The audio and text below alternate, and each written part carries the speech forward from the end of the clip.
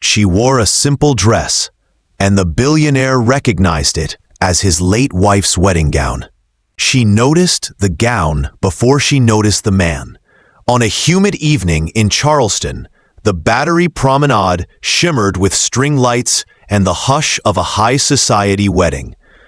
Mia Ford stood near the catering tent in a borrowed black dress and scuffed flats, trying to look like she belonged.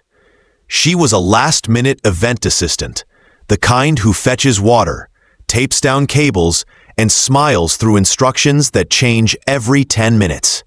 It wasn't her world, but it paid enough to keep her grandmother's porch light on. The bride swept past in a rustle of silk, and the guests turned as one, phones poised. Mia barely glanced at the bride. Her eyes snagged on a figure at the back of the courtyard, a tall man with silver-threaded hair and a posture that said money had taught him how to stand. His gaze was locked on a woman seated alone near the aisle, a woman in a simple, vintage dress, the color of pale cream. The dress was not flashy.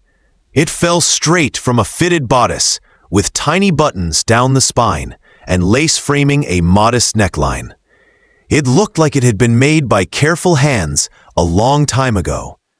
Mia felt a tug she couldn't explain. The seated woman's profile was gentle, her hair caught in a loose twist, her hands folded around a small clutch as if bracing against the heat. The tall man took a step and the air shifted. Whispers skated across the chairs. Someone breathed. That's Ethan Hale. Even Mia, who read menus more than magazines, knew the name.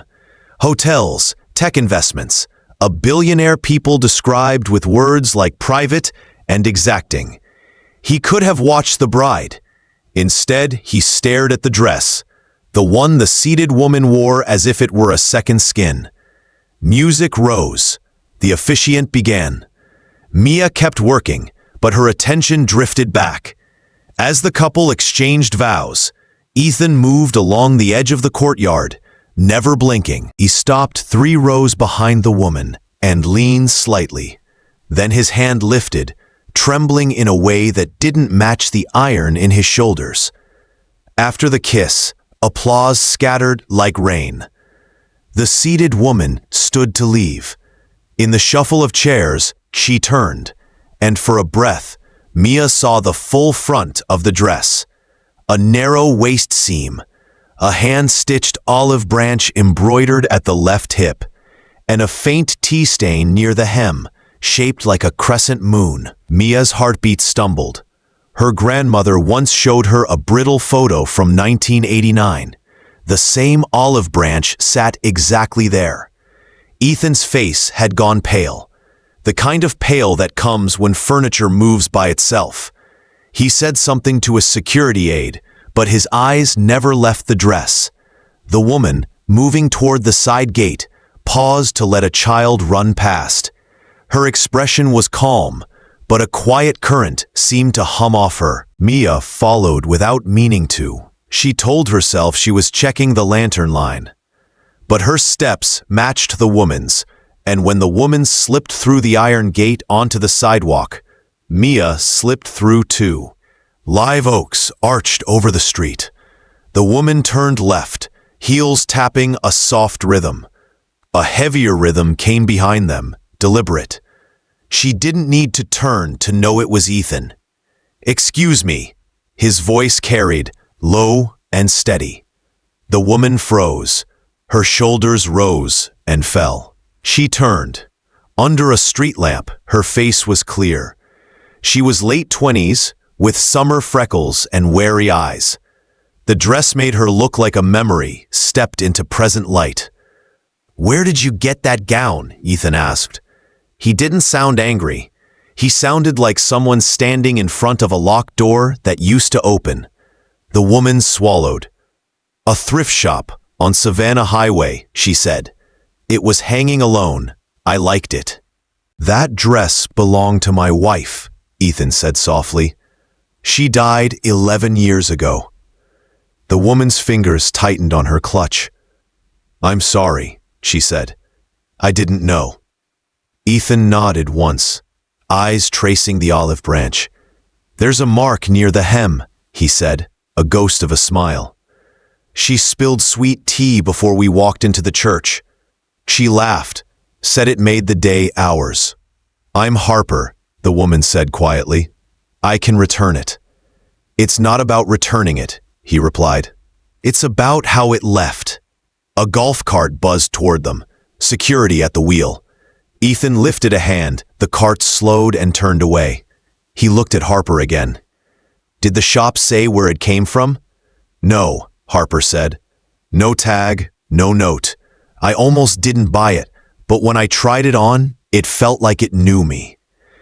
For the first time, Ethan's gaze flicked to Mia, as if he had sensed a third heartbeat in the dark. You work the event? He asked. Yes, Mia said. I can go. Please stay, he said. If stories are about to move, it helps to have a witness. Harper's eyes shimmered, not with romance, but with a choice that scared her.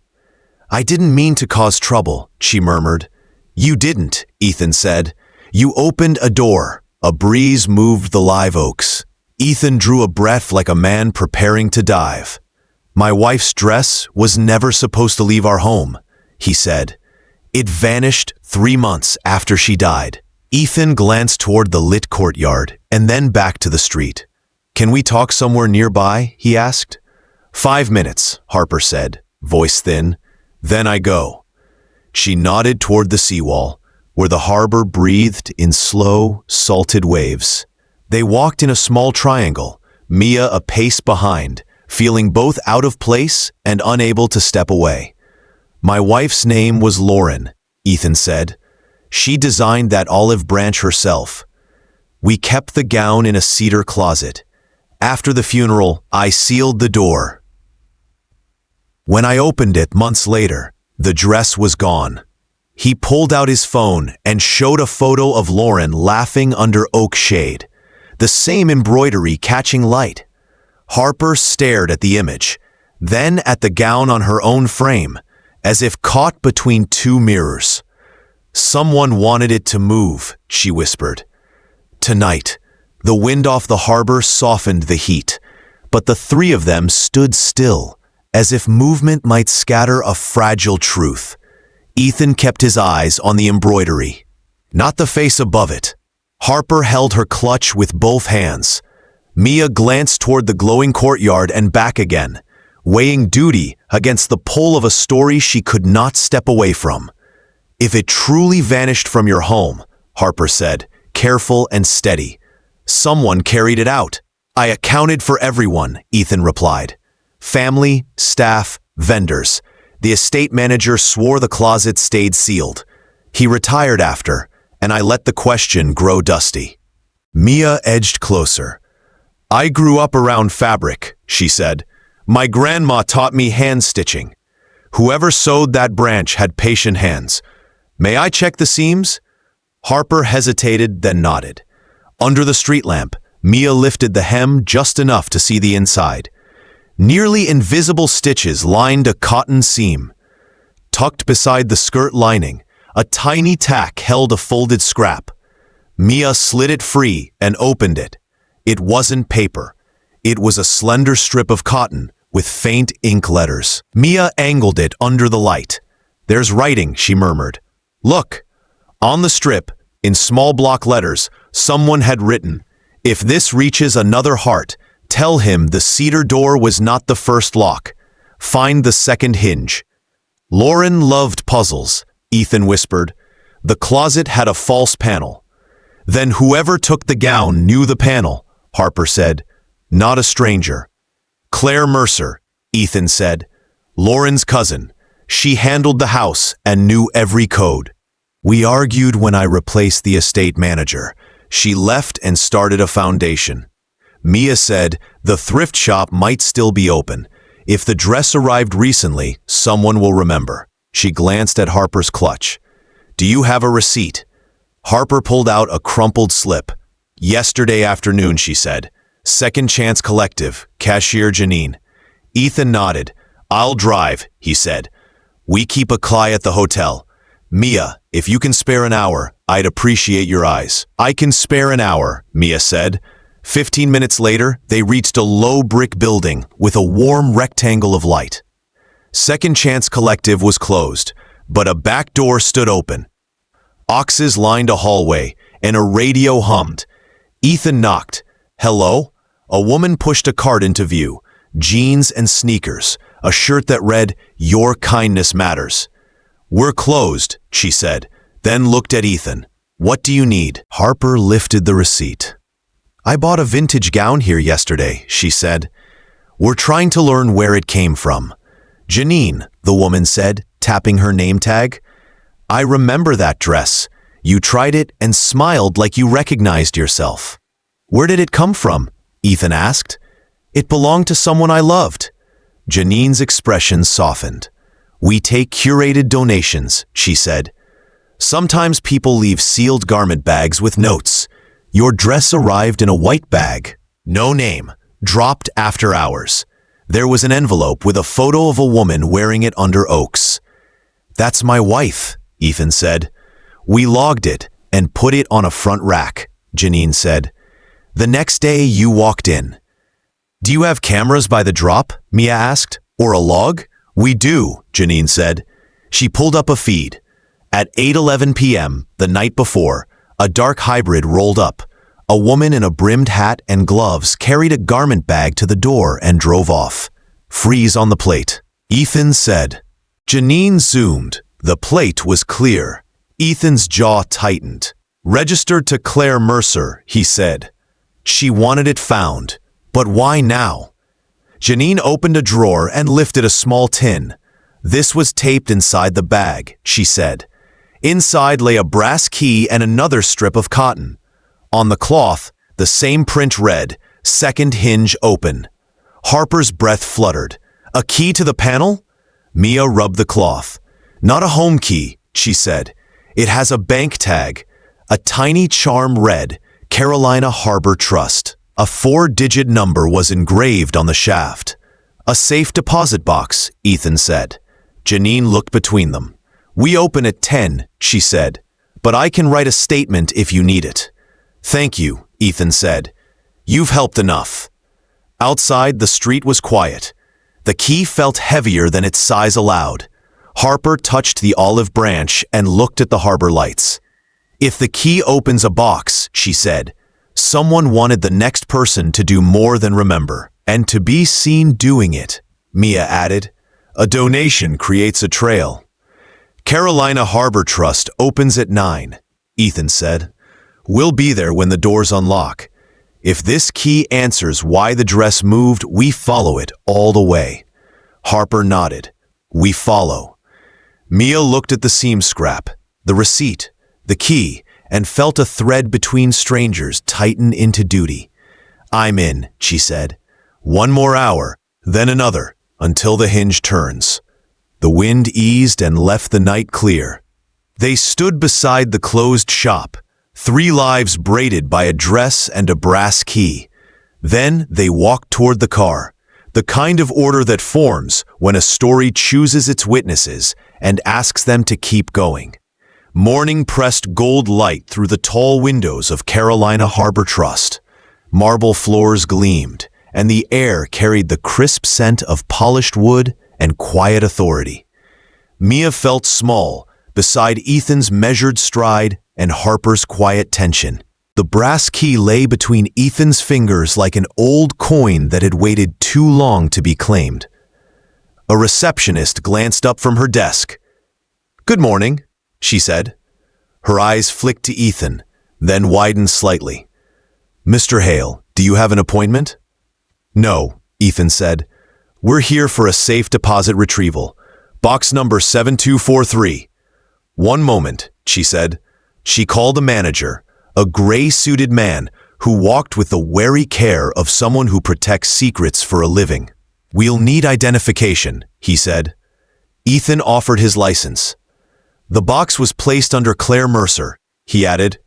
But this key was in a garment bag that once belonged to my late wife.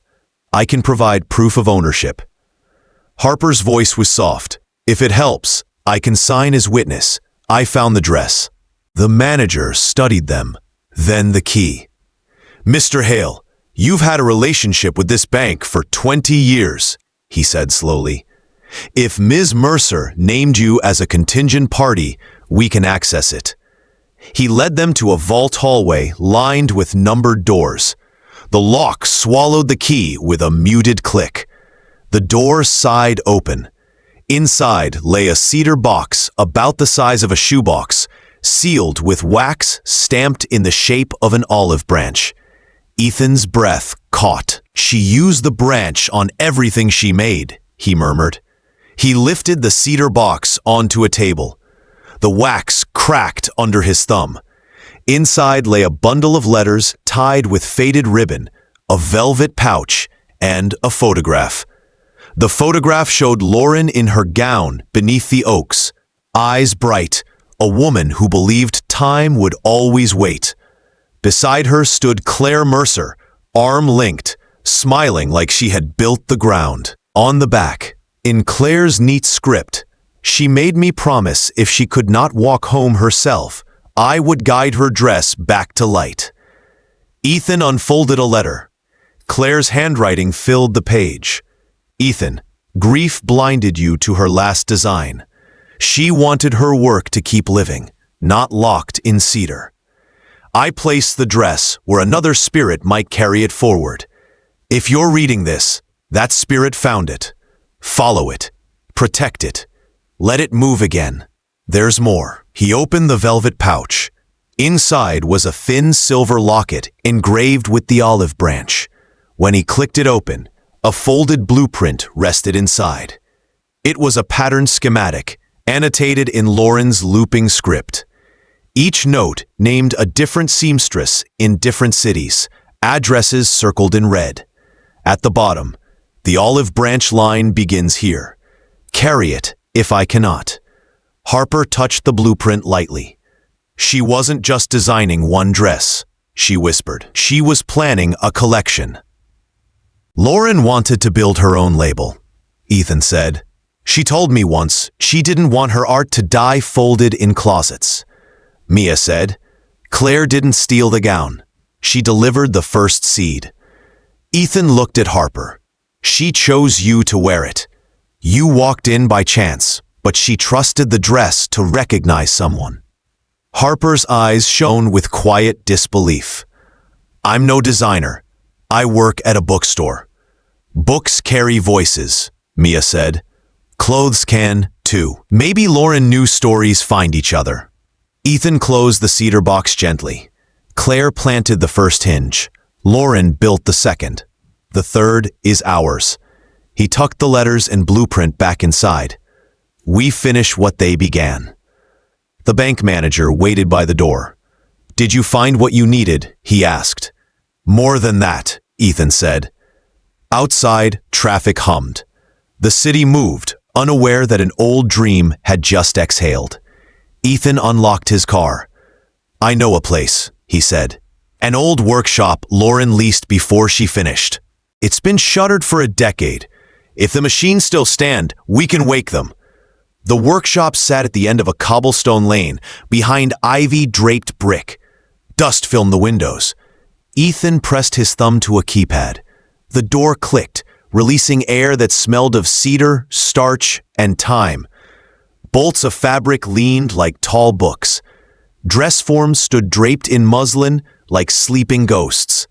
Sketches cluttered the walls, curling at the edges but vibrant, every line urgent.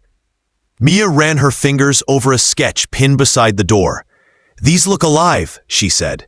She drew until her hands cramped, Ethan said. She said cloth remembers joy. Harper walked slowly between the forms. The gown rustled around her legs, a whisper through still air. She paused by a table where a glass jar held buttons carved into olive branches. She built a language, she said. Thread, branch, light. And left it unfinished, Ethan said, until you wore it. I just liked how it felt, Harper said. Like it already knew my shape. Exactly, Ethan said. She wanted the fabric to choose. They worked until light slanted amber. Mia inventoried supplies. Harper cataloged sketches. Ethan called a lawyer to transfer ownership of the building into a trust named Olive and Ash. Lauren's working title scrawled on the backs of napkin sketches. By evening, the empty workshop breathed with purpose again. Harper stood at the door before leaving. "If I do this," she said, "I can't do it halfway." "You won't be alone," Ethan said. "I can fund. Mia can build. You can dream." Harper smiled faintly. "Then we start."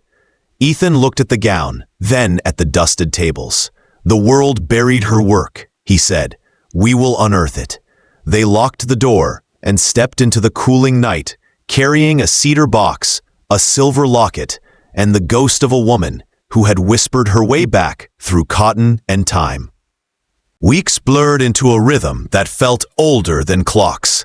The workshop, once silent, woke each morning under the scrape of stool legs and the hum of machines coaxed back from their long sleep. Mia patched wiring, coaxing light into the high glass panes. Harper traced patterns over muslin like cartographer lines, learning to read Lauren's looping notes until they felt like whispers through her fingertips. Ethan drifted between meetings and the workshop, trading boardrooms for the smell of starch and cedar, his phone buzzing with worlds he no longer felt tethered to. By the third week, bolts of fabric lined the wall in a color arc. Harper stitched her first test piece, a pale slip of linen traced with an olive branch curling like breath. It was imperfect, thread wobbling at the stem, but when she lifted it, something electric danced between them. "It's not just fabric," Mia murmured. "It's an echo." "Then we keep echoing," Harper said, and her voice steadied. ... Ethan filed paperwork with quiet precision. He moved his fortune behind them like a tide, shielding them from rent, delays, and doubt. But money could not hurry trust, and so he learned patience the way Lauren once had, with his hands, slow and deliberate, sanding the old cutting tables smooth. At night, they stayed until the streetlights flickered on, the three of them bent over cloth as if tending fire. They laughed, sometimes, softly, like people who had not expected laughter to return. One evening, a courier delivered an envelope marked in Claire Mercer's handwriting. Ethan slid it open. Inside lay a single photograph, Claire standing in a sunlit garden, hair gone silver, eyes fierce. Beneath it, she had written, "If you found this, you've turned the hinge. Make her proud." Harper held the photo silently. She trusted strangers, she said. "No," Mia said gently. She trusted love to find its own shape. The first public showing came quietly. A local gallery offered its atrium for an exhibition. They named it Olive and Ash, Lauren's Unfinished Symphony. Invitations went out without fanfare, printed on handmade paper pressed with an embossed olive branch. The night of the opening, the air hummed like before a storm. Strings of lights draped the vaulted ceiling. Guests drifted in, curious, murmuring. Harper stood near the entrance, no longer wearing the original gown, which waited on a dress form beneath a spotlight, like an artifact returned from myth.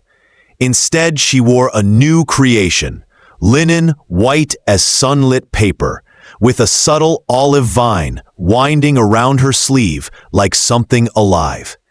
Mia hovered nearby, catalog in hand, radiant with nerves.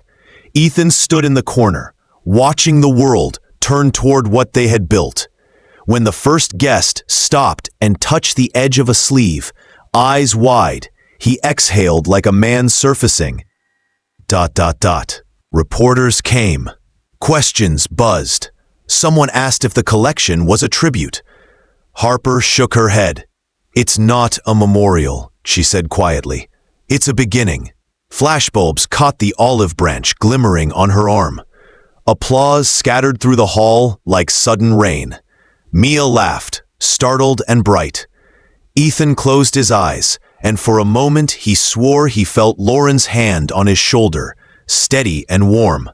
Weeks later, orders poured from cities they had never walked. The workshop expanded, hiring seamstresses who spoke reverently of the branch like a shared myth. Bolts of fabric moved in and out like tides. The name Olive and Ash perched on window glass and whispered along magazine pages. Yet inside, the air stayed soft, full of thread and laughter. One night, long after the others had gone, Harper stayed alone in the workshop. The city outside hummed like a faraway sea. She stood before the original gown.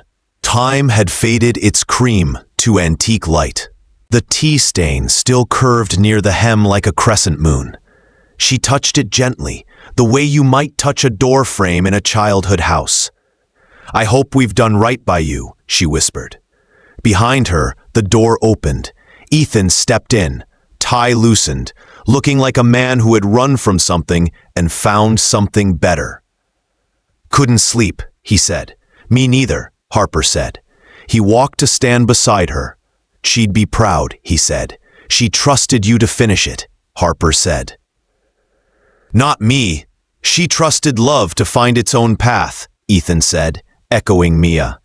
"And it found you." Harper's throat tightened. "I was just someone who bought a dress. You were the door," Ethan said softly. They stood in the quiet. Somewhere outside, a bell rang midnight. Harper looked at the gown, then at the sketches pinned around it like constellations. "What happens when the story ends?" she asked. "Then another begins," Ethan said. "Stories don't stop. They fold into each other." She smiled, small and real. "Then let's keep it moving." They switched off the lights and stepped into the night, the workshop behind them glowing faintly with its own remembered warmth. The dress stood alone under the last lamp, still and quiet, yet somehow alive, as if holding its breath, ready to walk again when the world needed its whisper. As the city slept, the workshop stood glowing like a heartbeat in the dark, where a lost gown had found its voice again, and three strangers had become its echo. Because some stories aren't worn once, they choose who carries them next.